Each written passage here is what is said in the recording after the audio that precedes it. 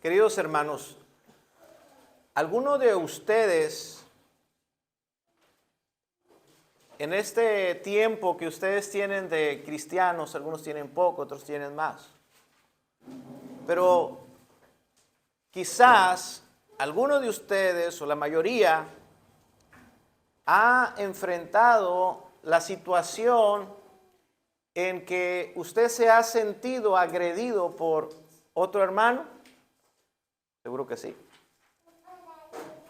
¿Alguno de ustedes ha sentido en alguna ocasión o en más de alguna ocasión el agravio de otro miembro de la iglesia? Creo que la gran mayoría o todos podríamos decir, así es. Bueno, ese es el tema que hoy vamos a hablar. Vamos a hablar sobre ¿qué hacer cuando hay pecado, hay diferencias, hay conflictos en la iglesia? El tema de esta mañana es sobre la disciplina que ha de ejercerse sobre aquellos que ofenden, sobre aquellos que pecan de manera personal contra otro hermano o que pecan en contra de la iglesia. Espero, hermanos, que todos estemos aquí convencidos al menos de algo, convencidos ya, persuadidos de que a Dios le ofende el pecado en cualquiera de sus formas. Este mensaje que Jesús da, lo da a sus discípulos, a creyentes, a hombres que conocían la palabra de Dios, que entendían la naturaleza santa de Dios, y entendían que el pecado es algo ofensivo, algo repulsivo a la presencia de Dios. Espero que nosotros seamos también esa clase de discípulos, entendidos por lo menos en aquello que dice la Escritura: sed santos porque yo soy santo. La iglesia, hermanos, es llamada la comunidad de los santos. Está conformada esta iglesia por la iglesia triunfante y la iglesia militante. La iglesia triunfante es aquella iglesia que ya está en la gloria de Dios, en una comunión plena, completa con Dios y también en armonía con todos aquellos hermanos también que ya están en la presencia de Dios, los que ya murieron. Esa iglesia ya no tiene problemas con el pecado. Estos hermanos que tenemos en la gloria de Dios ya no luchan contra el pecado. Son la iglesia triunfante. Porque ya no tienen esa lucha que aún nosotros tenemos. Ellos ya están en paz y están en perfecta armonía aún entre ellos. Pero estamos aquí otra parte de la iglesia militante de la cual usted y yo aún formamos parte. Somos esa iglesia que está militando. Aquellos que estamos en este mundo de pecado, aquellos que aún estamos expuestos a las tentaciones de Satanás, aquellos que aún estamos luchando contra los deseos pecaminosos de nuestra carne, aún estamos militando, aún estamos en esa lucha. Pues a Dios le ha interesado siempre mucho que su pueblo, que su iglesia, que esa comunidad escogida, elegida por Dios, sea un pueblo santo. Así es que sentemos las bases en algo que ya sabemos y conocemos. Siempre será un error tolerar el pecado. Por la naturaleza de Dios, de nuestro Dios, siempre será un error dejar que el pecado permanezca. Siempre será un amor falso, una falsa humildad, dejar que el pecado crezca en nuestras vidas, dejar que el pecado crezca en nuestra comunidad, en la iglesia. porque sabemos que Dios busca por encima de todo la santidad de su pueblo. Vivimos en un tiempo, hermanos, difíciles. Como dice la Escritura, un tiempo donde el amor de muchos se enfriará.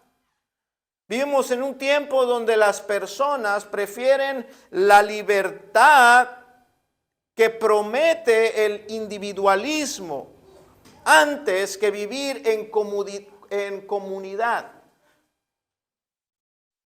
Porque vivir en comunidad implica rendimiento de cuentas.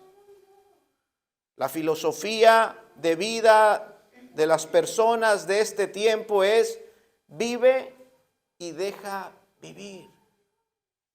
Sin embargo, nosotros ya no somos parte de este reino terrenal. Nosotros somos el pueblo de Dios, los salvos, los que Dios ha escogido para ser un pueblo especial, diferente. Nosotros somos una comunidad, no podemos vivir en individualidad. Somos una congregación. La Escritura así nos describe como una comunidad, como una gran congregación, como una familia. Somos hermanos. Hermanos no como Caín, que despreciaba a su hermano y dijo: ¿soy yo acaso guarda de mi hermano? Nosotros no somos como Caín, no podemos ser como él, diciendo: yo me encargo de mí mismo y los demás no me importan. Yo viviré mi cristianismo a mi manera, con mis recursos. Yo saldré adelante en este caminar cristiano. No me preguntes por mi hermano. No, nosotros como iglesia no somos así, individualistas. El pueblo de Dios no debe de ser así. Mientras el pueblo santo de Dios esté en este mundo, hermanos, tendremos que cuidarnos mutuamente. Y aquí, en esta tierra, será inevitable que ocurran las ofensas entre los hermanos. Será inevitable que ocurran problemas entre nosotros. Y para poder mantener la armonía entre nosotros es indispensable que practiquemos el perdón muchas veces. ¿Escuchó? Es necesario que practiquemos continuamente el tener que pedir perdón y el tener que otorgar perdón. Pedir perdón y dar perdón es una actividad que debe estar constante en la iglesia mientras estemos aquí, luchando con el pecado. Debe de ser una actividad común en el pueblo de Dios.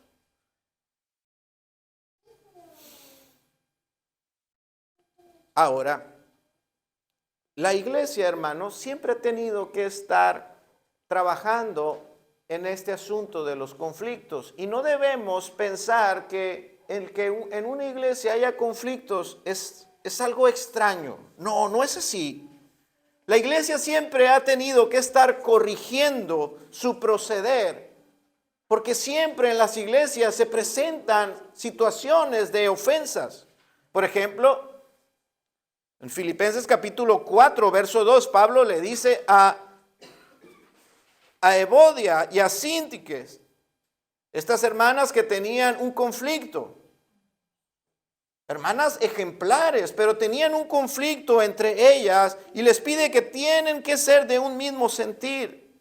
Pablo les pide que no hagan nada por contienda y que no estén haciendo nada para impresionar a nadie más. Allí había un conflicto.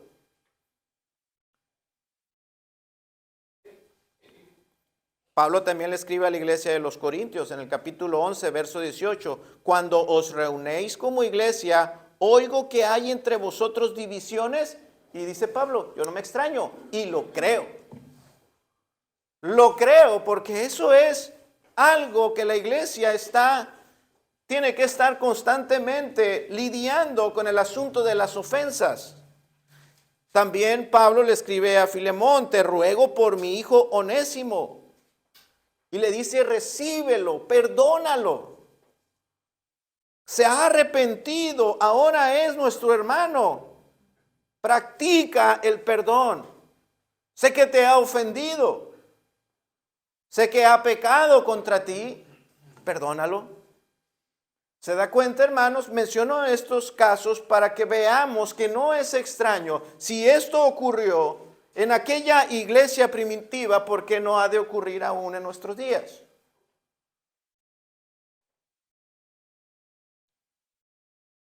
Hermanos, Dios no ha cambiado su actitud en cuanto al pecado y la pureza.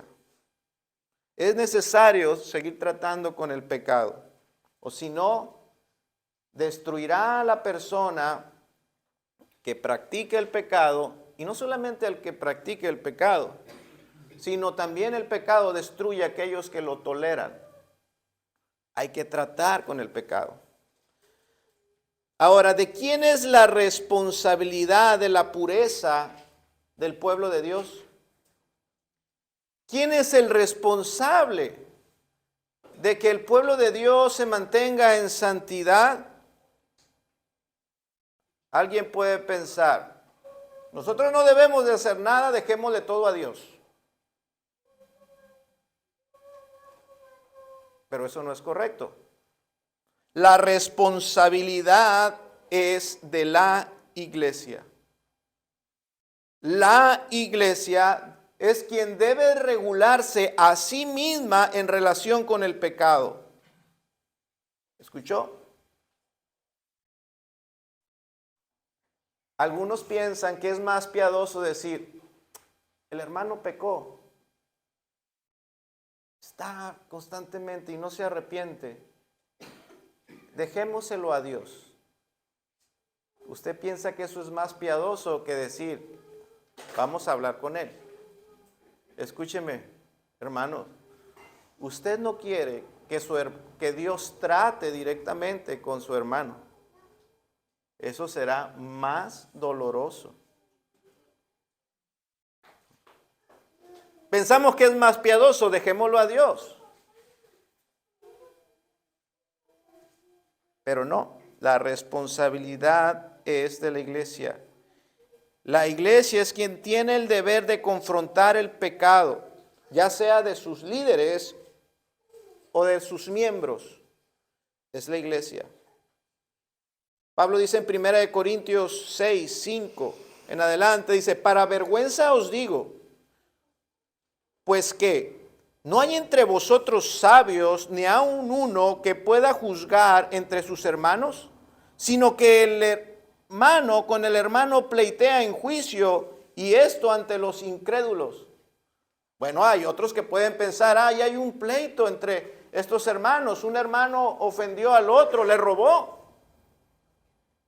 Y en vez de arreglarlo entre ellos, no hubo nadie en quien interviniera en la iglesia. Entonces se exhibieron al mundo, fueron y se demandaron entre ellos y se exhibieron al mundo, y esto dañó la reputación del evangelio. ¿No hay acaso sabios entre vosotros que juzgue? El apóstol Pablo reconoce que la responsabilidad de arreglar las ofensas en el pueblo de Dios está en la iglesia.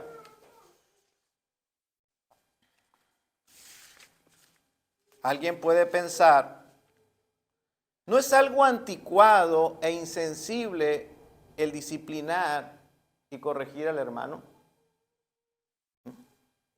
Vamos a nuestro pasaje de esta mañana. Mateo capítulo 18, y veamos el esquema de acción que Jesús da sobre estas cosas. Mateo capítulo 18.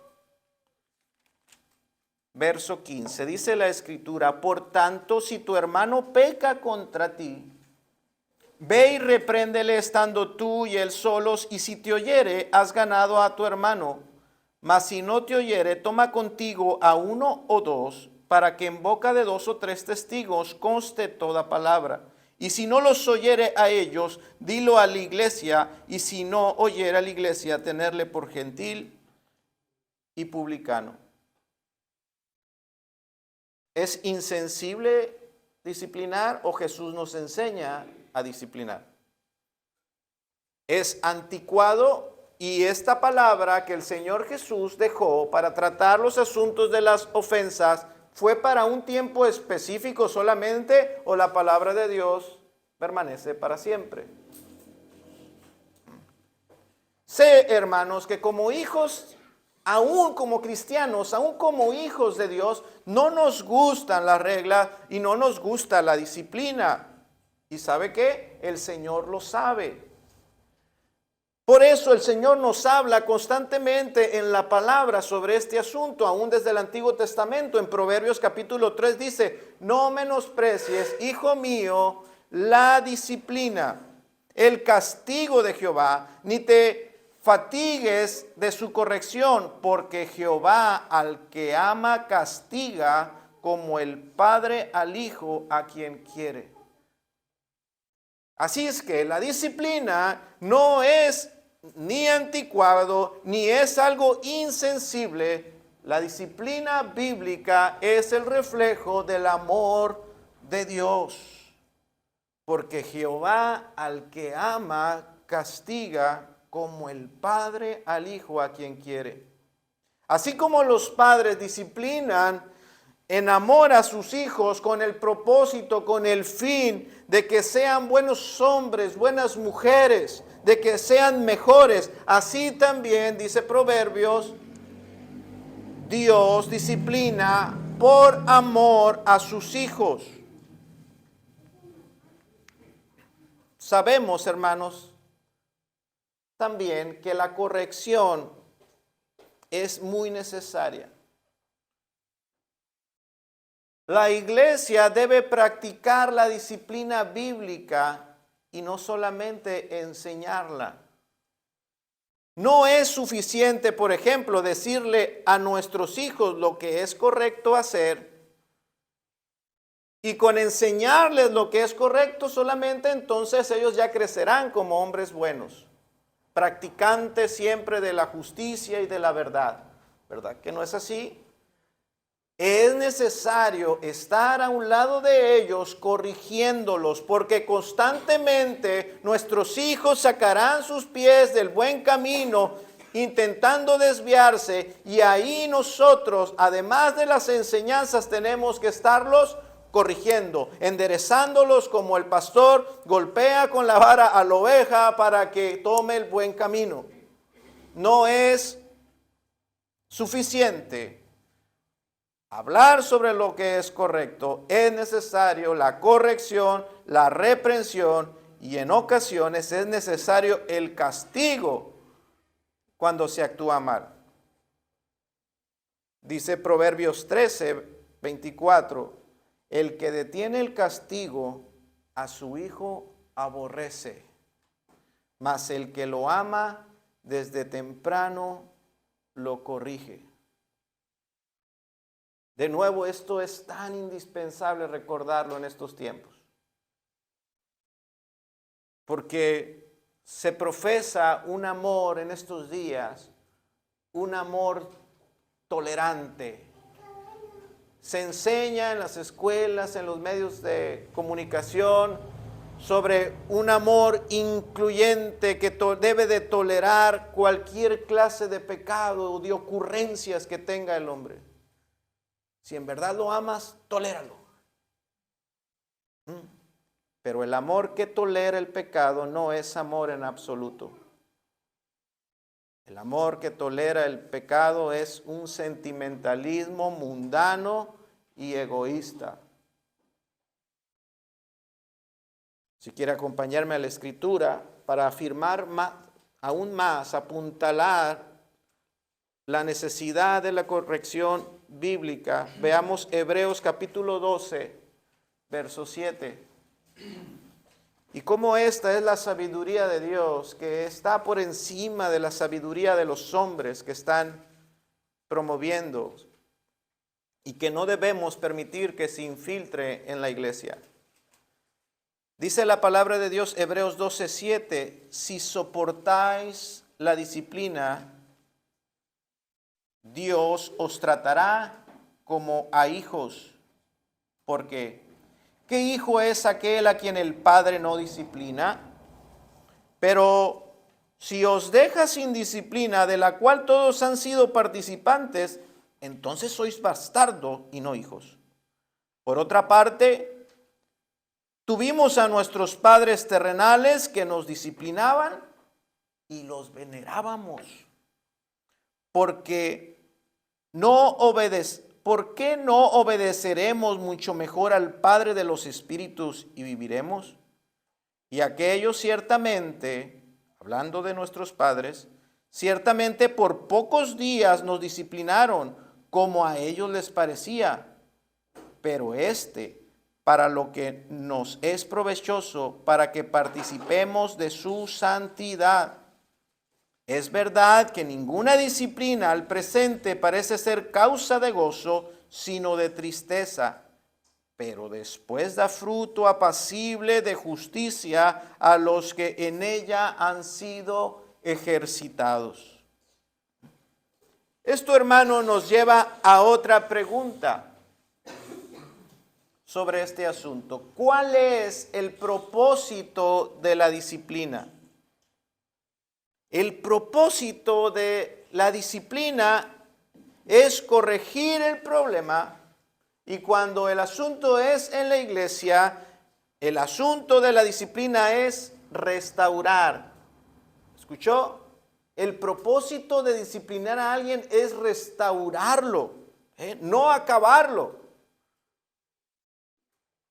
no burlarnos, no comerlo,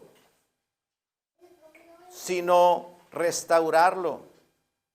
El propósito es proteger también el testimonio de la iglesia. Sin embargo, cuando apliquemos la disciplina bíblica, no debemos olvidar algo que es muy importante. La Escritura dice que Dios al que ama, disciplina. Si estamos disciplinando como iglesia a alguien, es porque Dios lo ama y nosotros también debemos amarlo. La persona que está siendo disciplinada es objeto del amor de Dios. La disciplina no es para mostrar la ira y el juicio de Dios. La disciplina bíblica es para acercarle el amor de Dios a esa persona, el cual, como dice nuestro último verso que estudiamos la semana pasada, no quiere que ninguno de estos pequeñitos se pierda. ¿Escuchó?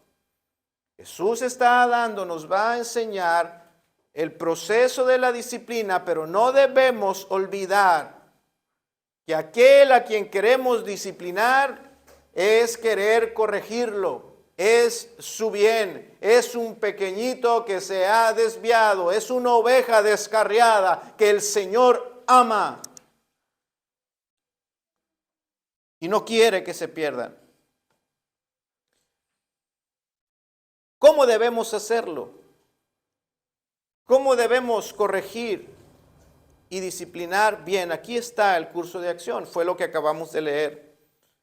Jesús nos da este procedimiento para lidiar contra el pecado y contra el deterioro de las relaciones en la iglesia.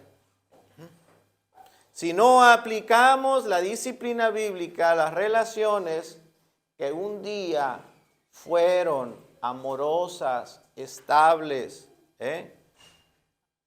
auténticas, esas relaciones se pueden deteriorar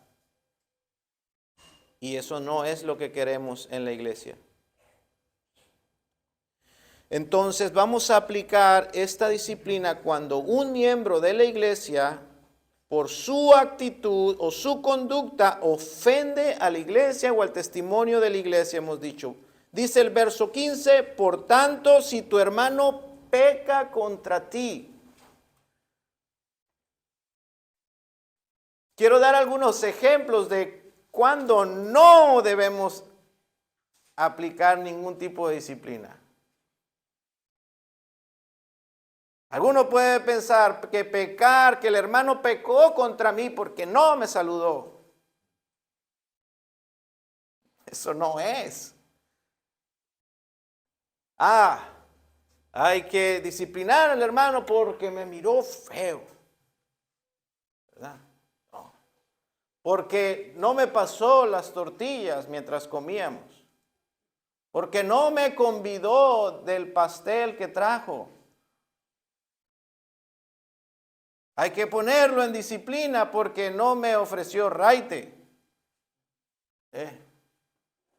Me ofendió. No. Vea que este proceso es para cuando alguien peca. ¿Qué es el pecado? Según la Escritura, el pecado es transgresión a la ley de Dios. Eso es pecado, transgredir la ley de Dios. La palabra en el original significa errar el blanco.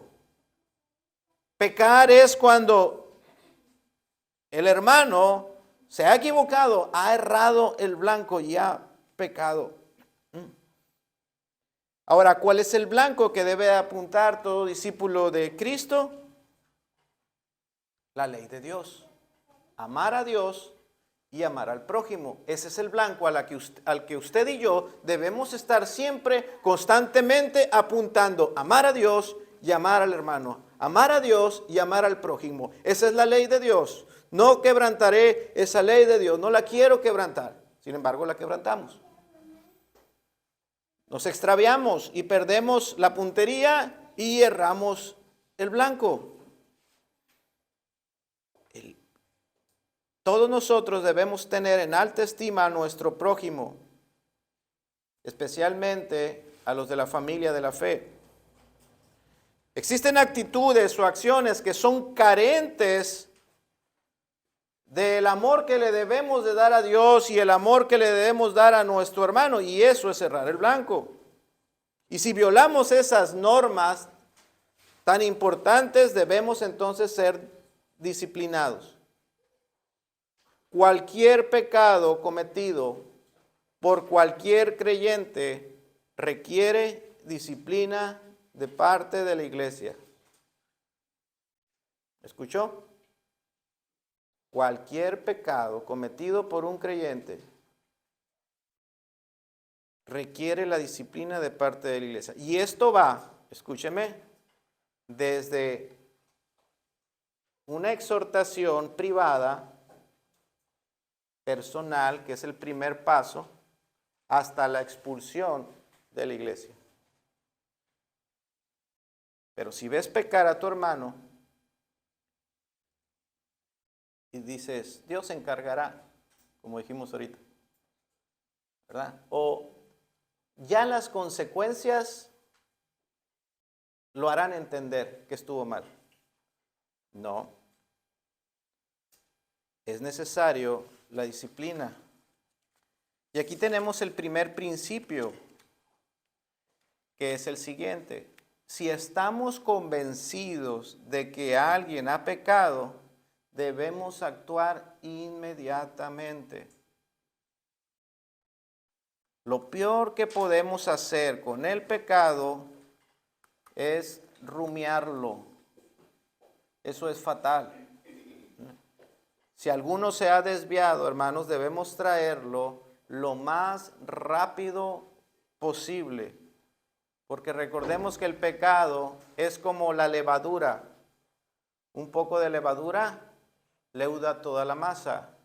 Y si tú dejas la levadura por más tiempo, más va a leudar la masa, más masa va a dañar, contaminar. Así es el pecado. El pecado siempre va a llevar a sus víctimas más lejos de donde querían llegar. Tú puedes ver que el hermano mintió y el hermano seguramente pensaba, pues no pasa nada, solamente era para salir de ese momento, de esa situación. Él pensó que llegaría hasta ahí, pero esa mentira, el pecado, lo va a llevar más lejos de donde él quería.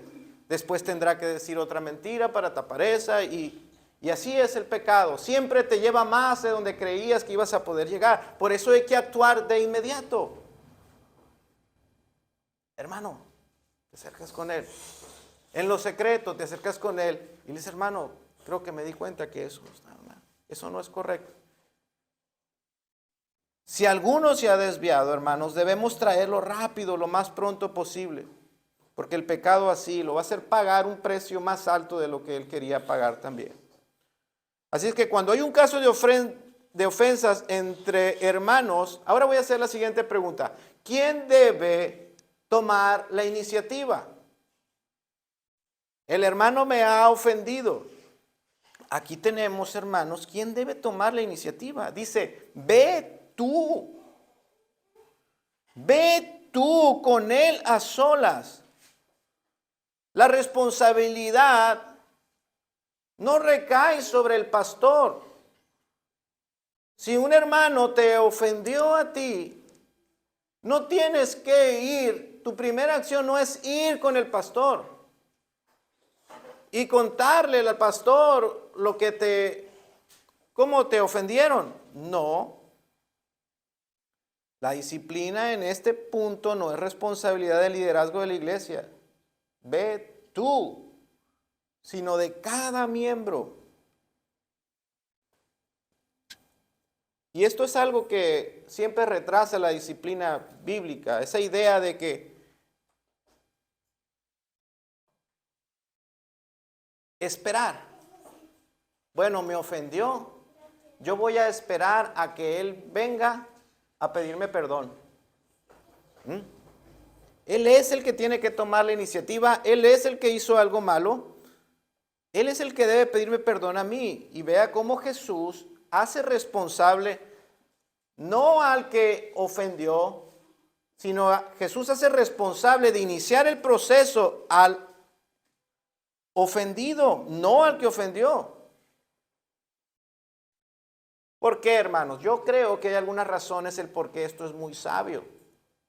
¿Por qué debes de ser tú quien inicie este proceso?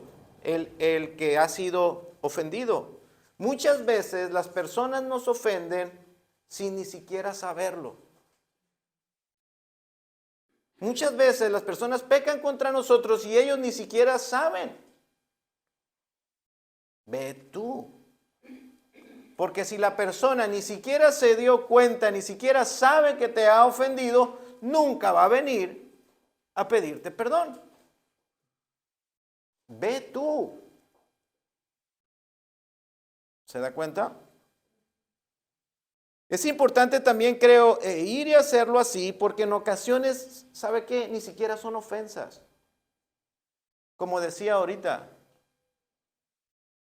a veces son malentendidos.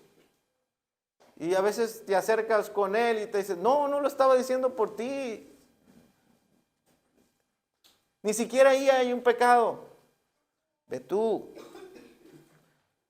Ahora, cuando alguien peca deliberadamente contra nosotros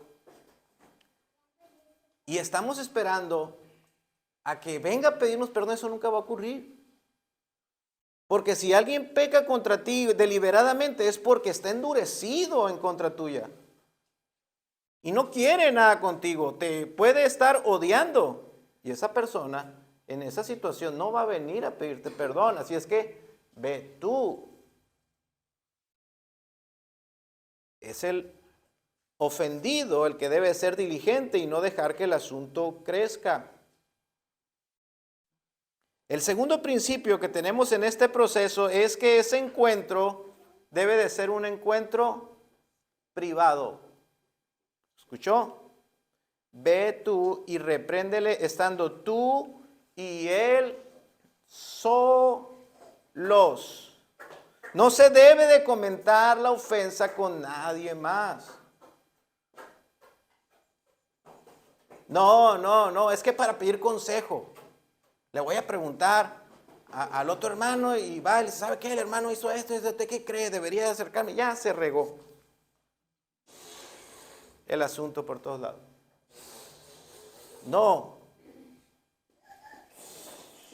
No se debe comentar la ofensa con otros porque no queremos destruir la reputación de nuestro hermano. Queremos, recuerde, el propósito es ganar a nuestro hermano, no destruirlo. Queremos la santificación del hermano y la gloria de Dios. Así es que el encuentro debe de ser privado y escuche, presencial. Si alguien peca contra ti, ve con él, ve. No le mandes un mensaje, no le mandes un WhatsApp, no le mandes un audio, ni siquiera le llames. El asunto tiene que ser privado y presencial. No es por mensajes ni llamadas. Los mensajes pueden ser malentendidos. ¿No le ha pasado eso? A veces nos mandan un mensaje y leemos el mensaje y no entendemos lo que dice ahí, pero no sabemos el tono en que lo está diciendo y lo interpretamos. Esto parece como que está molesto, como que lo dice así como... No. Por eso el encuentro debe de ser presencial. Ve y repréndele estando tú y él solos. Tienen que estar, no ausentes. A veces pensamos que por llamada podemos aclarar todo, pero una llamada no nos vemos. No vemos nuestros ojos, a veces en una llamada no podemos expresar el interés que realmente tenemos por arreglar las cosas. Y eso no es bueno, debe de ser cara a cara. Este es el primer paso donde aquí todo se debería resolver. Eso sería lo ideal. Voy, hablo con mi hermano, ¿sabes? ¿Me ofendiste? O he visto que estás pecando en eso y eso daña a la iglesia y tú le señalas. Y ahí la persona, lo ideal fuera que reconociera su pecado, se arrepintiera y ahí se acabaría todo. Pero pues a veces no es así, ¿verdad? A veces la persona no se arrepiente ahí, pero si lo hace, hermanos, ya no es necesario más disciplina, ya no, nadie más debe saber del asunto, se acabó. Pero si no es así, pasamos al siguiente punto de acción, que es lo que Jesús nos enseña. Aquí sería entonces, solamente en caso de que el encuentro privado no consiga su propósito, entonces debemos volver a exhortar al hermano, dice, pero ahora en compañía de uno más o dos más. Dice verso 16, mas si no te oyere, toma aún contigo a uno o a dos, para que en boca de dos o tres testigos conste toda palabra. Aquí sí. No hubo una muestra de arrepentimiento del hermano, entonces el deber es buscar a otro testigo y volver con el hermano a estar a solas y volver a tratar el asunto. Esto es adecuado porque quizá cuando la persona vea que su pecado ya es conocido por más personas, entonces se arrepienta.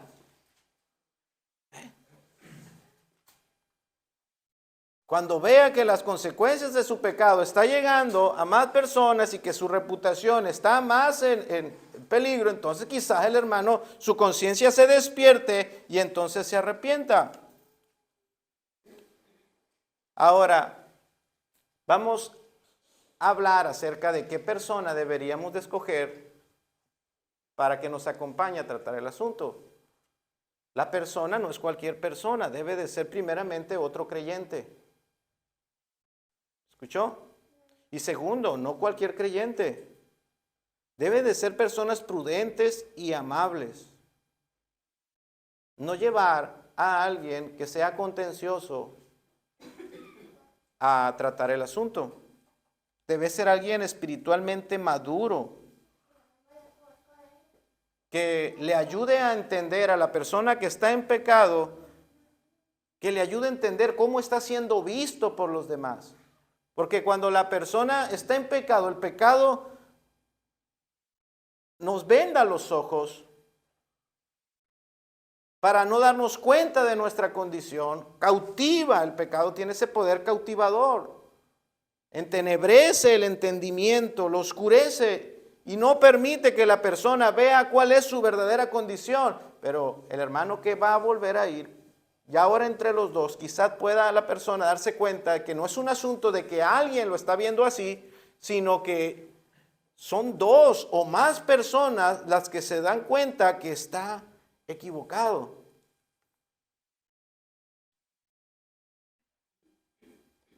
Ahora, un requisito indispensable para ser un testigo en estos casos es que la persona tiene que ser un creyente que primeramente procure su pureza personal. No va a ser un creyente descuidado que también está constantemente en mal testimonio. No, debe de ser alguien que primeramente se preocupe por su estado espiritual. Porque si no es así, ¿cómo es que se va a preocupar por la santidad de la iglesia si ni siquiera se preocupa por su vida espiritual, por su propia vida espiritual? Sería una hipocresía. Y escuche, en la iglesia hay personas así, que dan la apariencia de que están muy preocupadas por la santidad de la iglesia, pero no se fijan en sus propios pecados y no están trabajando en su propia santidad. A esos no les llames. No les llames, porque el Señor Jesús advirtió contra este tipo de personas. Mateo: ¿por qué miras la paja que está en el ojo de tu hermano y no echas la viga que está en tu ojo propio? ¿O cómo dirás a tu hermano: déjame sacar la paja de tu ojo? Yo te ayudo para que seas más santo. Y aquí la viga en el ojo tuyo. Hipócrita, saca primero la viga de tu propio ojo y entonces verás bien para sacar la paja del ojo de tu hermano.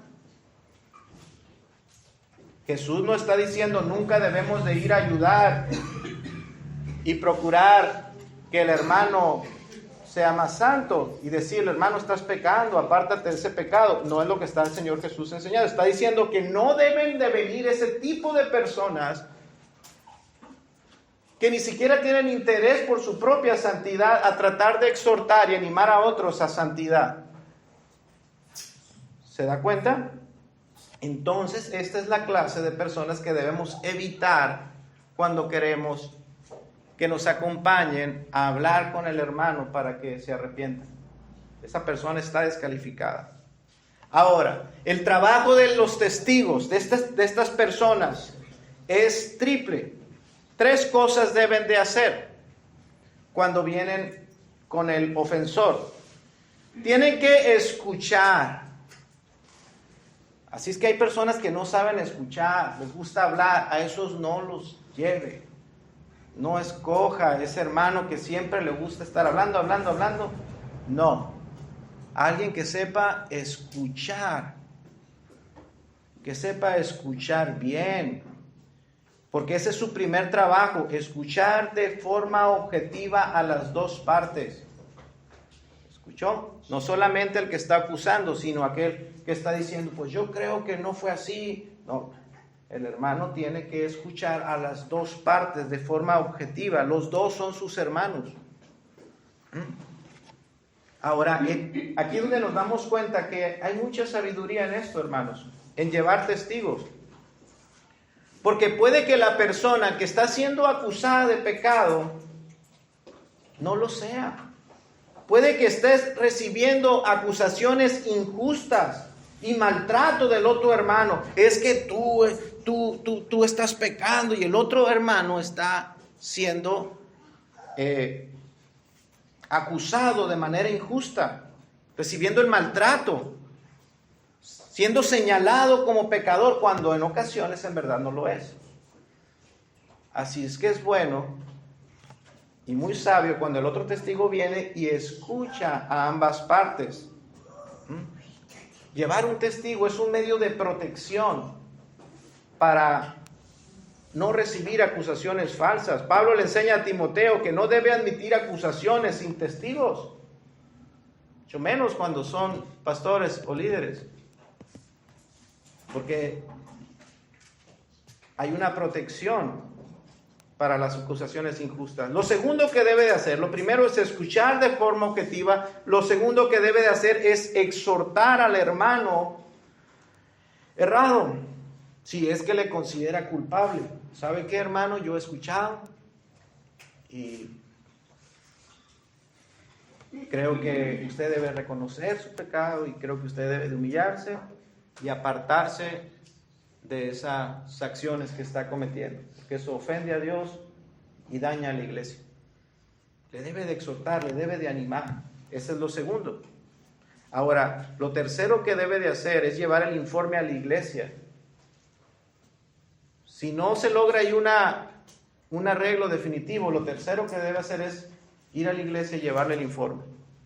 Hermanos, hemos intentado hablar con el hermano, lo ha hecho de manera personal, no se ha logrado su arrepentimiento, hemos ido juntos, hemos tratado el asunto, hemos considerado que sí hay un pecado ahí que hay que tratar, sin embargo el hermano no ha querido y el hermano está en esta situación. Y eso nos lleva a la cuarta acción, que es llevar el asunto a la iglesia. Mire, la primera exhortación es privada, la segunda exhortación es semi-privada, porque ya son 2 o 3, pero la tercera exhortación debe de ser pública, enseñó nuestro Señor Jesucristo. Mas si no te oyere, toma contigo 1 o 2, para que en boca de 2 o 3 testigos conste toda palabra. Si no los oyere, dice el verso 17, dilo a la iglesia. ¿Escuchó? El hermano o la hermana debe ser llevado delante de toda la congregación. Y esta imagen luego se forma en nuestra mente. Vamos a sentarlo en el concilio y vamos a juzgarlo, ¿verdad? Saquen la guillotina. No hay cosa más opuesta a lo que Jesús está enseñando. Es llevarlo a la iglesia para que toda la iglesia lo anime a volver. ¿Escuchó? Todos deberían estar ahí cuando Él sea traído, dispuestos para animarlo a que se arrepienta. Toda la iglesia debería estar ahí dispuesta, esperando eso. Buscando las mejores palabras y en oración para dirigirse al hermano, alentándolo a abandonar el camino errado, no afilando un machete. Ese no es el propósito. Por supuesto, estas reuniones deben de ser en un ambiente de oración, debe de ser en el nombre de Cristo. Y esto implica que el amor cristiano y la comunión fraternal deben imperar. Ay, hermanos, he sabido de algunos casos en otras congregaciones donde esas reuniones son una verdadera vergüenza. Son pleitos, empujones, gritándose de un lado de la iglesia al otro, se hacen bandos. No, yo estoy de acuerdo con el hermano, no, yo estoy acá, y se pelean. Una vergüenza, nada más antibíblico que lo que Jesús quería enseñarnos. Debe de ser en oración y con amor cristiano, hermano, con el firme ánimo de arreglar las cosas y de restaurar las relaciones. Debe de ser una reunión de cristianos, Y eso significa que como cristianos nosotros ahí vamos a juzgar todas las cosas a la luz de las Escrituras. Pero, hermanos, también se debe de hacer llenos del amor de Cristo. Y a esas reuniones a nadie le gusta faltar. Vamos a tratar con el asunto del hermano. Oh, qué cosa tan fea.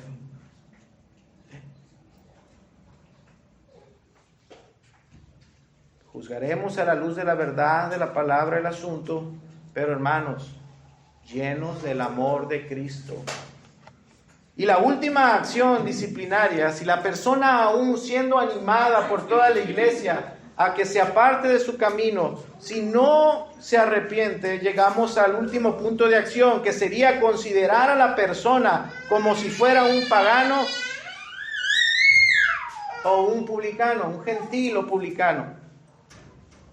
Aquí también tenemos de nuevo la mente corriendo a hacerse una imagen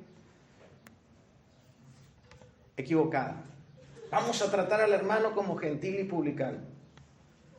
Ahora, la pregunta es, Jesús está enseñando que la persona que ni aún así se arrepiente debería de ser tratada como los fariseos trataban a los gentiles o publicanos, o como Jesús trataba a los gentiles y publicanos. Los fariseos decían, son cerdos. Los gentiles y publicanos son impuros. Nos dan repulsión. Ese era el espíritu farisaico.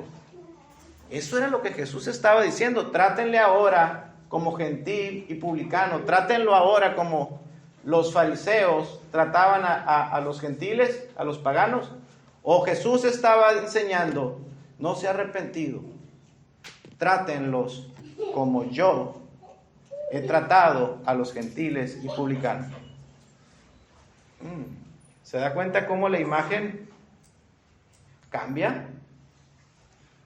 Si la persona no se ha arrepentido, hermanos, nosotros tenemos que seguir el ejemplo de Jesús. Trátenlo como Jesús trata a los pecadores. Jesús trataba a este tipo de personas con amabilidad, con simpatía y, escuche, aún con aprecio.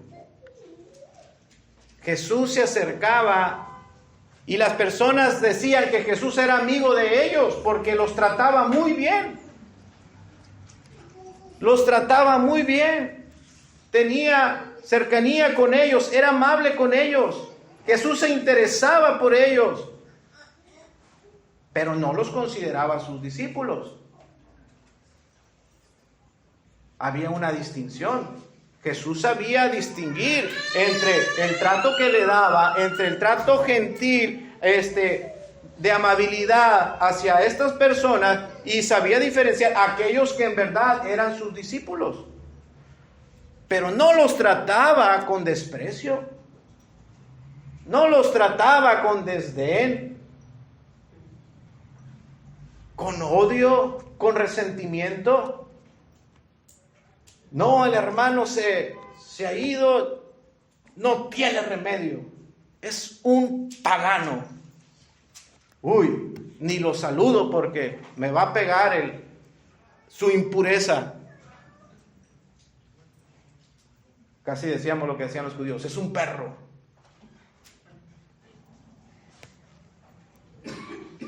Algunos se sonríen, hermanos, pero esto se vive en la iglesia.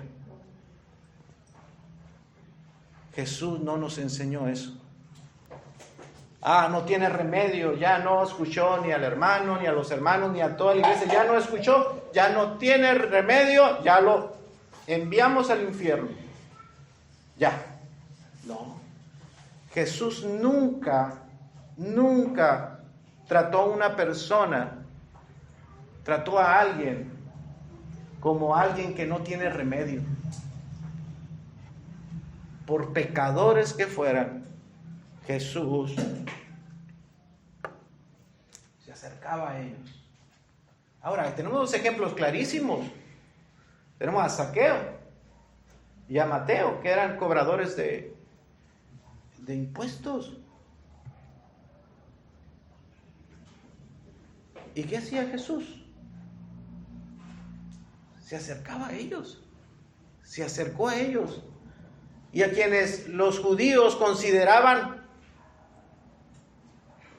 inalcanzables para la gracia de Dios, para Jesús no lo eran. Jesús se acercó a ellos y finalmente los alcanzó. Porque no había un corazón tan duro que Jesús no pudiese salvar. Fuesen gentiles, fuesen publicanos, fuesen judíos. No había ningún corazón que fuera un corazón inalcanzable para Jesús. Así es que si las personas, hermanos, cuando tratamos este asunto no se arrepienten, aún así debemos ser amables con ellos. Recordemos que la iglesia está compuesta de pecadores, pecadores arrepentidos. Somos pecadores penitentes, pecadores, no somos perfectos. Somos pecadores que constantemente estamos luchando con el pecado y nos estamos arrepintiendo. La única diferencia es que esa persona, que también es pecador, está endurecida y no se ha arrepentido.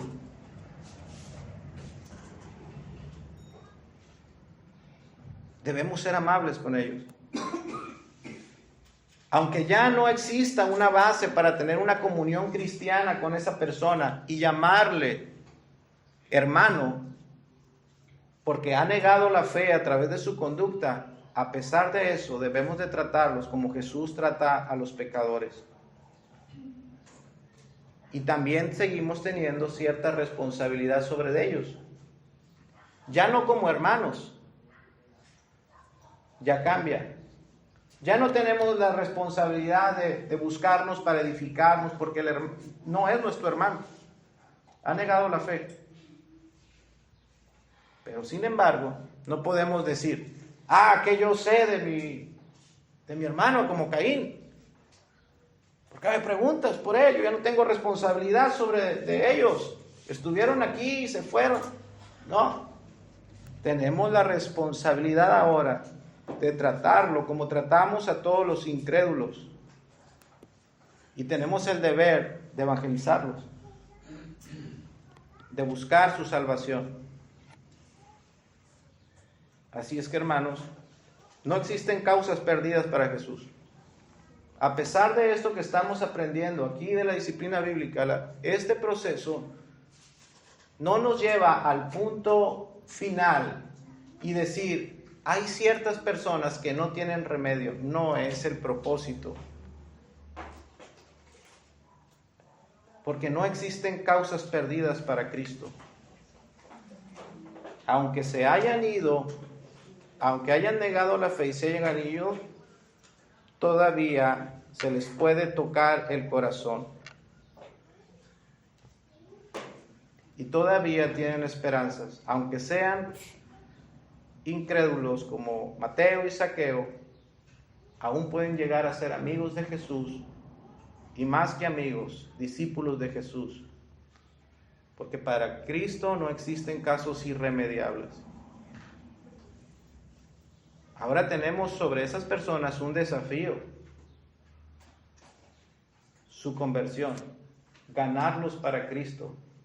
No vamos a decir de nuevo porque quizás nunca fueron convertidos, pero tenemos el desafío de buscar su conversión y de ganar esa alma para Cristo. Dios puede, hermanos, tocar el corazón más duro, aún de estas personas. Así que nunca debemos de perder la esperanza, porque dice la Escritura, lo que es imposible para el hombre, es posible para Dios.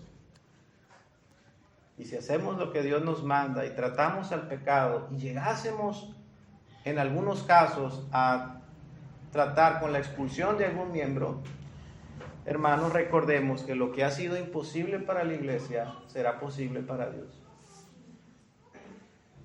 Y Dios ha sido fiel. Y no una ni dos veces, sino que desde que Él ha dejado estas instrucciones, muchas ovejas perdidas han vuelto al redil. Porque su palabra es fiel. Su palabra es poderosa, es verdad.